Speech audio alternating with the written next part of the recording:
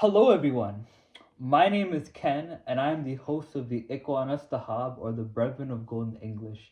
And today I am giving kind of like a freestyle yet scripted video. I have a little script right here, guys, but as you can see, it's very minimalistic and it's very like list based.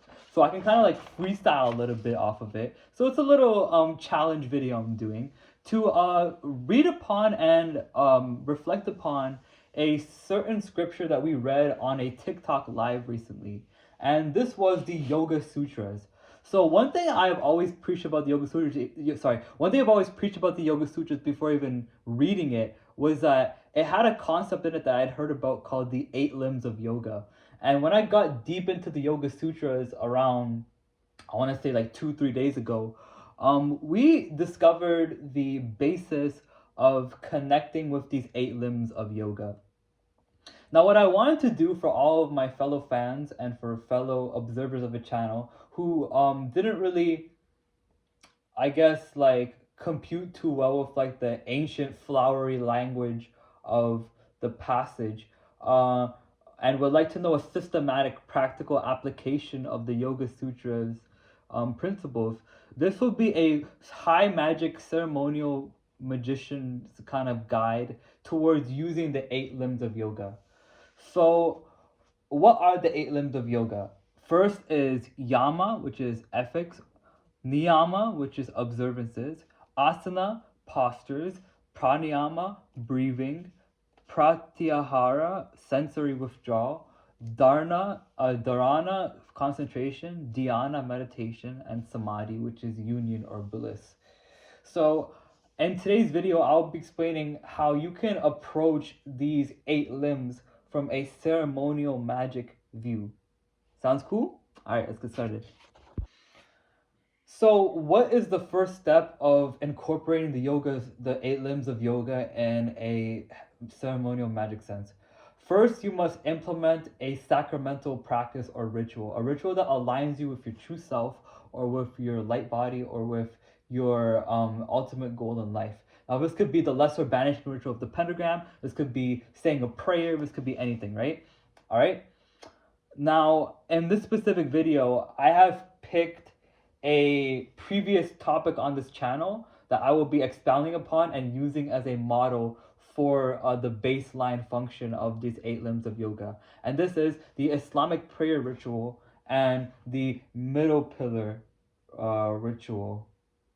So this ancient Arabic religious sacrament and a neo-hermetic mental exercise that deals with bringing light down from the highest point up down to the middle points of the body.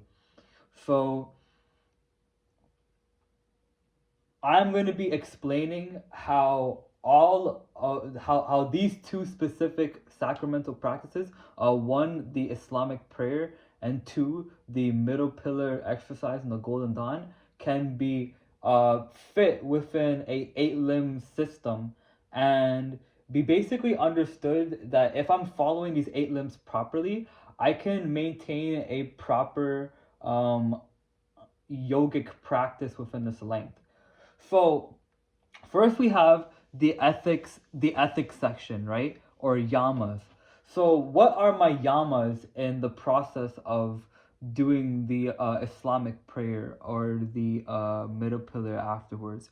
It is to gain balance. It is to retain wasted energy, and it is to retain time, and it's to retain purity, and it's to retain peace of mind, right?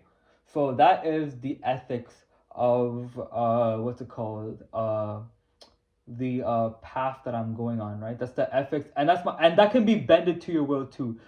You could have these ethics be retaining chastity. You can have the ethics be sobriety. You can have the ethics be going to the gym. You can have the ethics be a lot of things.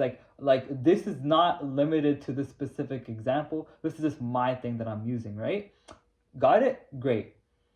So next we have niyama, or the observance, right? So because this yogic union that I'm using is centered around the Islamic salah or prayer time, um, I will basically place observances in the times or the windows to offer the salah prayer. So offering salah in the certain time frames and windows fall under the niyama section or the niyama basis. So you're kind of I hope y'all are getting a gist of what I'm trying to explain to y'all. Hopefully. Um, Next we have asana or postures. So the asanas or postures is the prayers in the salah. The qiyam, the standing, the ruku, the sitting, the sujud, the sajda, and then the sitting or the qaida, I think it is. That is the sitting, right? So these four positions in the salah ritual are asanas, right? And next also we have the middle pillar ritual, which is the handstand, the mudras, which is the asana, and then the positions of the middle pillar that are the asana, right? So yeah, so we have the mudra, the middle pillar, and the salah rate grades and stuff like that, the salah position. So that's the asana, right? Now the pranayama or the breathing. Now this is in my case like the breathing or the breath of the prayer. What is the breath of the salah? It is the rakats. So whatever time you are reciting a prayer, there's a specific amount of breath cycles, or there's a specific amount of cycles that you have to pray. So my best way of like describing rakats and salah to people who don't know about salah in Islam is cycles, basically. So when you are praying salah, there's a specific cycle you have to do, and this cycle consists of a specific regiment of chanting scriptures. So the cycle starts like this: you say the first chapter of the Quran, and then if you're in the first two cycles, you will recite a freestyle verse of the Quran. But if you're in the last two, or if you are in the last three, with the exception of Maghrib Salah, you recite only the first chapter of the Quran. And the first chapter of the Quran basically consecrates what is the cycle of prayer. Next, what you have is we're still on pranayama. Actually, this is actually a very deep method. So pranayama holds a very great sense in salah as like the cycles of the prayer, as like the breath of the salah is the al-Fatiha, is the Surah Fatiha, because that dictates what a cycle of prayer is. Next, we have the pranayama in the sense of the middle pillar, right? So when we're doing the middle pillar, I do pranayama, I do breath holding, and like I do breath work in between me doing the the grades of the middle pillar. So that is also, and I have my own pranayama technique that I will not be sharing. So go figure, right?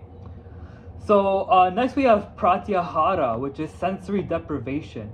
So basically what I've understood by this is that when I practice salah, I have my eyes open, but when I practice the middle pillar, I have my eyes closed.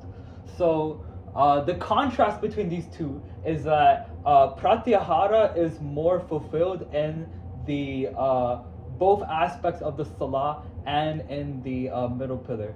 I won't explain, I will keep it a secret how the salah sensory deprives me, but I will talk about how the salah sensory gains me, and that is through my sight and my vision. I have my eyes open when I pray salah, right?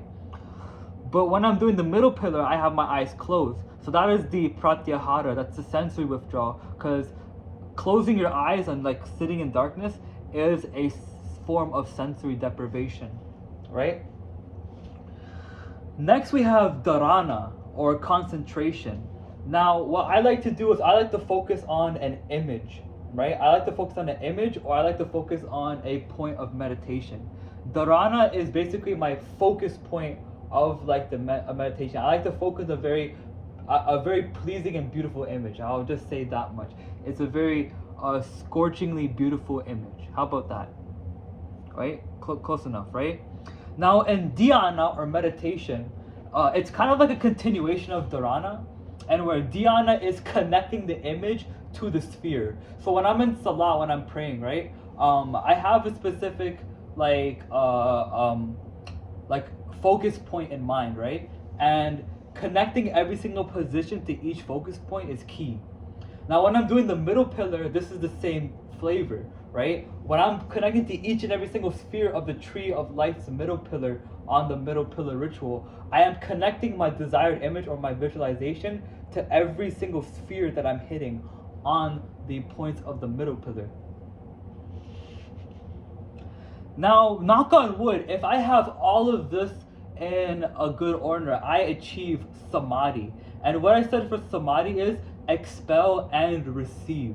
So I've noticed that when I do salah and then followed by the middle pillar ritual, I blast out a lot of energy, but then in return I receive a lot because I am opening my vessel up, and I'm opening the pores of my vessel up to receive ruach and to receive spirit and providence and acquisition. So that has been my video explaining the what's it called, 8 limbs of yoga from the Yoga Sutras in a ceremonial magic sense. So we have a religious sacrament, the Islamic prayer. We have the ceremonial magic ritual, the middle pillar ritual, and we use this as a foundation to explain how this can be systematically represented in the 8 limbs of yoga. That was 12 minutes of your time. Thank you so much for watching. My name is Ken 3 Times, and I just wasted 12 minutes, 1 minute for each zodiac: Aries, Taurus, Gemini, Cancer, Leo, Virgo, Libra, Scorpio, Sagittarius, Capricorn, Aquarius, and Pisces. And I didn't have to look at a single AI script for that. How you like that?